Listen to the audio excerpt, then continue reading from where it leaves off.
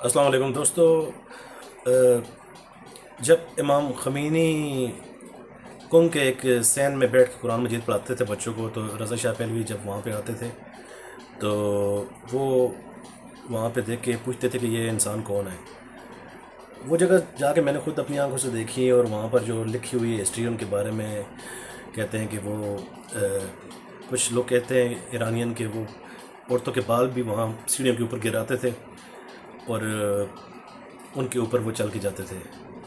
تو وہ انقلاب کی ایک سچویشن تھی. جب ان کو ملک بدر کیا گیا، وہ فرانس گئے تو وہاں سے ان کی کیسٹیں آتی تھی، لوگ سنتے تھے، اور پھر وہ آہستہ آہستہ جو بچے تھے، ینگ لوگ تھے، ان کے دل میں یہ چیزیں پیدا ہوئیں کہ یہ جو کچھ ہو رہا ہے ایران میں غلط ہو رہا ہے. تو بات وہ ہسٹری میں لمبی ہو جائے گی. میں یہ کہنا چاہ رہا ہوں کہ اس کے بعد پھر ڈاکٹر مصدق نے کوشش کی کہ کس طریقے سے ایران کا جو آئل ہے وہ ان کی عوام کے لیے استعمال کیا جائے، لیکن وہ ان کے ساتھ بھی موساد نے ایک سازش کی اور ان کو مروا دیا. کیسے ان کی حکومت اتاری، یہ تو ایک لمبی بات ہو جائے گی. اصل میں موساد جو ہے وہ اس کے ہاتھ جو ہے نا بہت لمبے ہیں، امریکہ کی وائٹ ہاؤس تک جاتے ہیں. تو وہ انہوں نے کوئی بھی امریکن پریزیڈنٹ آتا ہے اس کے مائنڈ سیٹ کو وہ سمجھتے ہیں، اور وہ یہ اس کو دیکھ کے یہ اپنی پالیسی بناتے ہیں.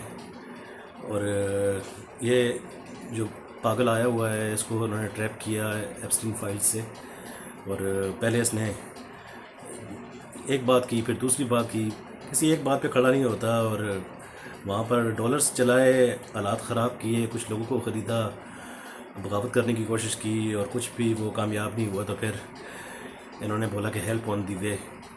ہیلپ آن دی وے ان کو پاکستان میں، فلسطین میں، کشمیر میں، افغانستان میں کہیں پر بھی نظر نہیں آئی. انہوں نے بولا کہ ہم ہیلپ کرنے کے لیے آپ کی آ رہے ہیں. جب وہ بھی کنٹرول نہ ہوا، وہاں کی گورنمنٹ نے وہ کنٹرول کر لیا، تو پھر انہوں نے مذاکرات کے دوران ایک بہت بڑا حملہ کیا جس میں بہت زیادہ بچیاں شہید ہوئیں. اور وہ ابھی تک ان کے زخم جو ہے نا، ان کی جو مجھے لگتا ہے کہ وہ اب اگر ان کے بڑی قیادت کچھ بیک فٹ پہ جائے بھی تو ان کی جو فوج ہے وہ بڑی مشکل سے جائے گی بیک فٹ پہ.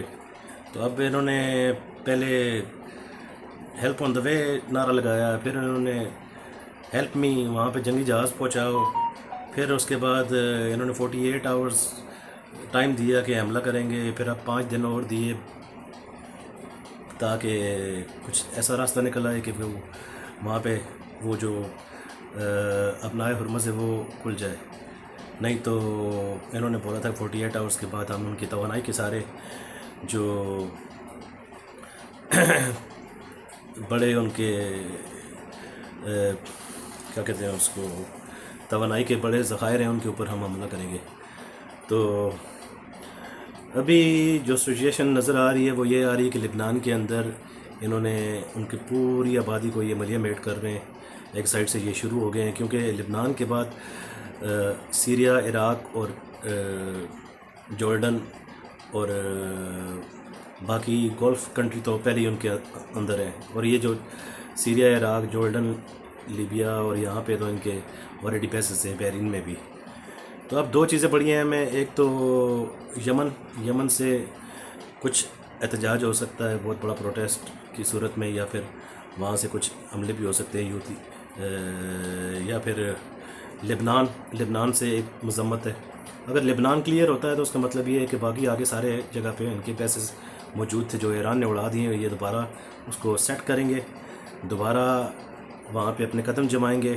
ایران کو ایک سازش کے تھرو، جیسے پہلے 2-3 دفعہ ان کے ساتھ دھوکے کیے ہیں، اور پھر وہ دھوکہ کریں گے اور جھوٹ بولیں گے. یہ جھوٹ بولتے ہیں، ان کی فطرت میں سازش کرنا، دھوکہ دینا.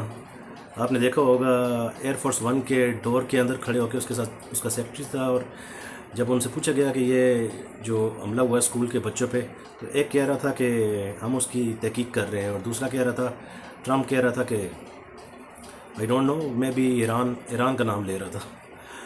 تو یہ اس طرح کا پاگل انسان. چلیں پھر بات کریں گے اس کے بارے میں، مجھے ایک ضروری فون آ گیا ہے. اللہ حافظ.